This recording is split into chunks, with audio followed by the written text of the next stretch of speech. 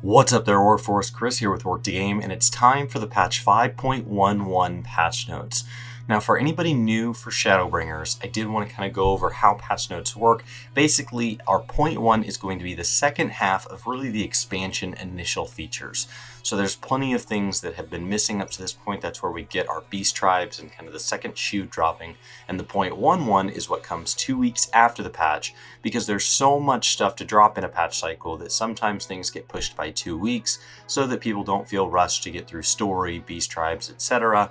before getting into the second half of that thought.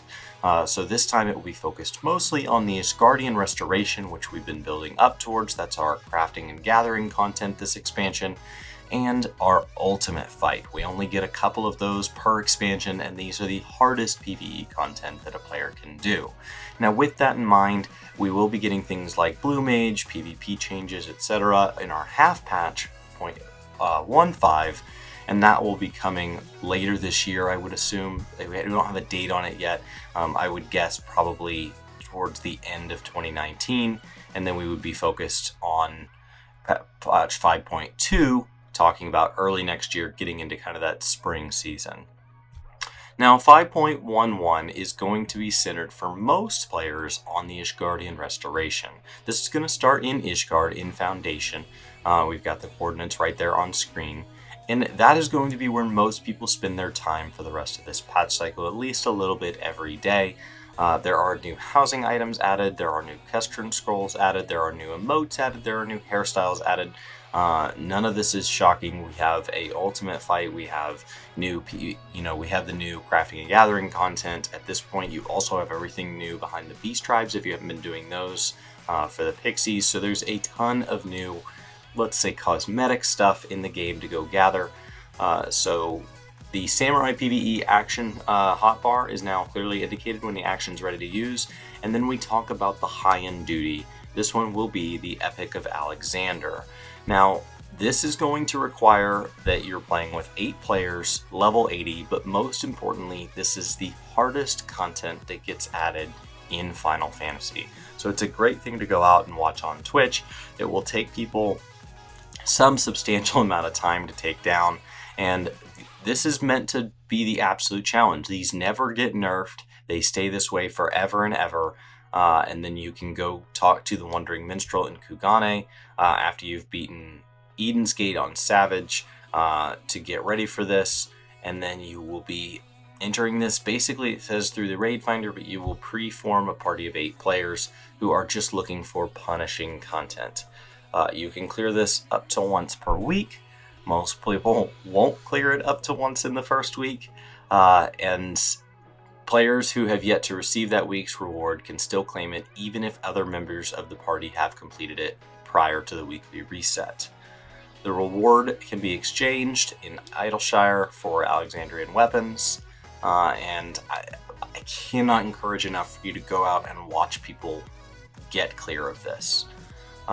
We have new items added in game. Those will be listed at a later date. I assume that's because some of them are meant to be a surprise.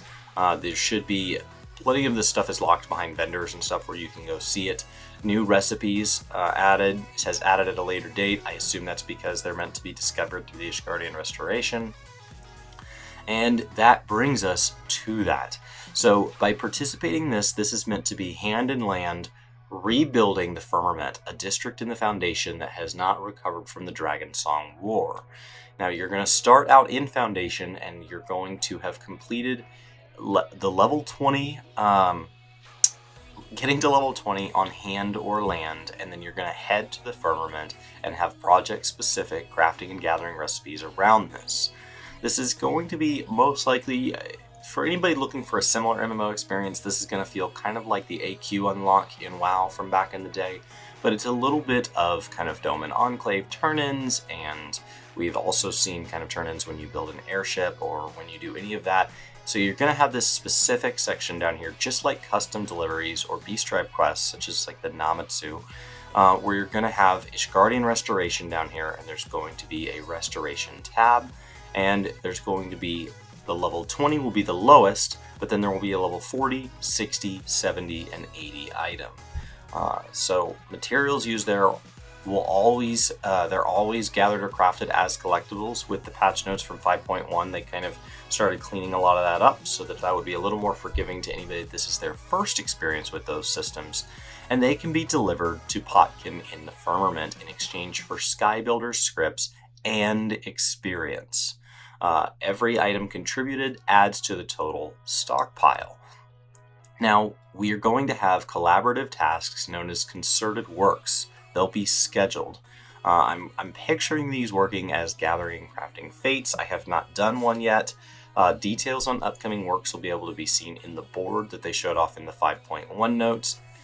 And this is going to contribute to the restoration effort, which is unique to each world, each and every, let's say, server on your data center. So if you go and you're world visiting with a friend and you contribute, it will actually contribute to that server's progress, not your own. This means that if there are things unlocked behind this, they have rumored that later stages may unlock our housing, for example. That is not in 5.11, but it could be down the road, that a server's progress may be ahead of other servers. So these features may unlock at different rates across a data center. We'll just have to see exactly how that plays out. Collaborative tasks are, these collaborative concerted works are going to pop up on a scheduled thing, and you're going to have an amount of time to fill a progress bar. If it fails, is how they stated it in the 5.1 notes when they went over that in the live letter. And so that's one of the areas that you may see some servers start to pull ahead if they have enough of a crafting and gathering population to keep these from failing. If they're successful, you'll be able to start getting these Skybuilder scripts, and those are going to have a nice little area that you can trade them in for, I'm sure, really great stuff. And you're going to want that across this expansion in general. You're going to have a stockpile level, and you're going to see it kind of progresses through these stages, and you're going to see that it has announcements on it. The Skybuilder board in the Firmament, they said will upgrade as you go. So this is the appearance this time. I would not be shocked to see this thing start to get a little bit fancier as we move further into the rebuilding. Right now, we're kind of just rebuilding the scaffolding and the initial thoughts around the Ishagard Restoration, and we should see this progress a great deal. Think Dome and Enclave when you're thinking about the visual aspect of something improving in stages as you make progress. The script vendor is going to be Eni in the Firmament at 12.14, and will offer you a selection of wares in exchange. Now, new miner and botanist gathering points have been added, new mounts have been added, new minions have been added. I really like the little horse. And in general, that is going to be where a ton of you start spending your time. We have some resolved issues here if any of these affect you. And then we have some known issues that they're saying, hey, we're aware of them, they're not done yet. And that's about it for 5.11. Now, Brian and I were a little late into 0.1. We got 1 day with it before we went off to BlizzCon, so we are still behind on things like pixies and all of that. And we are working on some guides around the decent changes, around crafting and gathering changes, and just around systems in general. If it ends up being complex, I would be happy to put together some guides for the Ishgardian Restoration. We'll just have to see after a couple days exactly how that's playing out, and if there's anything in there that feels like players might miss a detail and might get a little bit stuck. If you're having questions, let us know in the comments below so that we can get started on making that guide for you. I think the Ishgardian Restoration is the single biggest piece of content that I've been looking forward to for the 5.x cycle. It is the reason that the crafting and gathering changes needed to take place now if they were going to do them, and it's exciting stuff. Rebuilding a city is something that I had a friend come and try the game at the end of Stormblood going into Shadowbringers, and he was leveling up, and he's not sure if he's going to stick around, and one of the things he said was that people kept talking about, like, yeah, and then we're going to rebuild Ishgard, and he's like, oh, ha, ha, ha, and like, it's such a big task that it literally feels like it must be a joke, and so it's really exciting to have something like this in game. I hope that this is incredibly rewarding.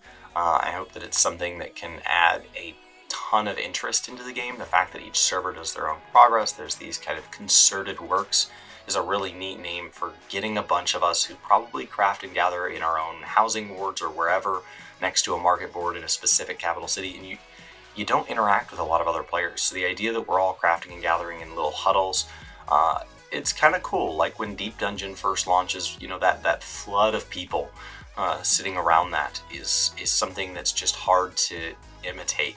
And it's what makes an MMO feel like an MMO. So I woke up early to get these patch notes out, and I am going to go spend time in-game right now. That is what I'm most excited about. Keep in mind that we'll be looking at things like Blue Mage, PvP, and so on in 0.15. I think there's some Hildebrand in there off the top of my head. Could be wrong there. And while I'm at it, I'm going to have the Twitch streams up. For those of you that have never seen an Ultimate, I cannot express enough.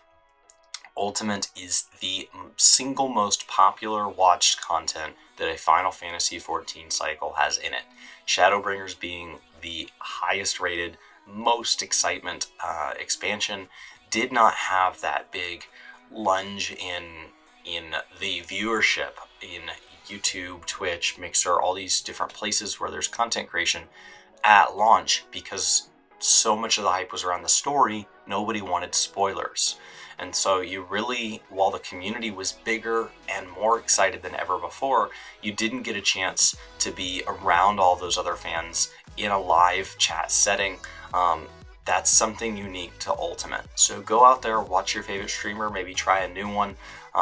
It's a great place to just go hang out and watch these people throw their heads into a wall. And the nice thing is it's not quick content to clear. So if you have to go to work today, check in with them before you go. Check in with them when you get home. They're not going to be done. It's the kind of content where they can follow a line of thought for hours and hours and hours, only to realize that that's the wrong way to handle that mechanic and have to totally pivot. So it's something that the devs talk about fondly, looking at these people just struggling at the highest level of play possible. These are people who are long past optimizing their rotations and the way their party comp comes together. These are people who understand the mechanics and can execute the mechanics at a level well above the average population, and don't really get as many chances to show that off. With how fast a Savage first world clear can go down, Savage kind of takes people who take PvE really seriously and gives them their own layer of content. Ultimate is a whole nother level above that. There are probably Savage players who simply don't have the time to attack Ultimate, or don't have the party to take on Ultimate. It is a unique section of the population, and I'm excited for them that we get this content. We typically, I would guess we're only going to get 2 of these this expansion. I know people are asking for a third, but having sat in on the panels, I'm sure many of you have also heard that this is a huge tax on the dev team, and getting a third is just something that they don't really get to, that we probably can't expect out of Shadowbringers. There's a lot going on in 14 now. We have things like Deep Dungeon, Blue Mage, Ishgardian Restoration, Beast Tribes getting added, all this other side content. PvP is getting an additional mode this time around.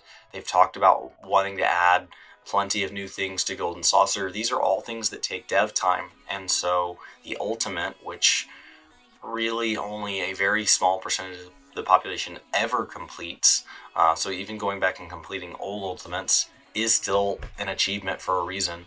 They don't nerf it. The changes, they try to make it stay as consistent as possible, so completing these at any point, even once the mechanics are known, is very, very challenging. So on that note, guys, my name is Chris with Work2Game. I'm going to go get into 5.11. I'm really excited to be playing 14. This is 0.11 in my mind is the completion of the expansion thought. It's the first time that we feel like we've gotten everything that they've intended, and then 0.15, in my opinion, always feels like the first time that we're getting content that we started to not necessarily know about pre-expansion, and definitely 0.2. 0.2 is that first total patch of things that you weren't necessarily needing in Shadowbringers, and now you can get to, now that you've kind of cleared the expansion over that first 6-ish months, 8 months, whatever that math works out to be. So have a great day. Thanks for watching, and I'll see you next time. What is Work to Game? 30 seconds, go! Work to Game is basically a channel where we talk about video games, anything we like about video games. We sometimes post vlog videos about something else that we just want to talk about. We kind of have a schedule. It changes all the time. It's in the About section on YouTube. We also stream over on Twitch just anytime we want to play games. Right now, it's happening more and more. I don't know what's happening at the time you watch this video, but the best thing you could do is click on the About page and kind of see if there's a rough plan that we have here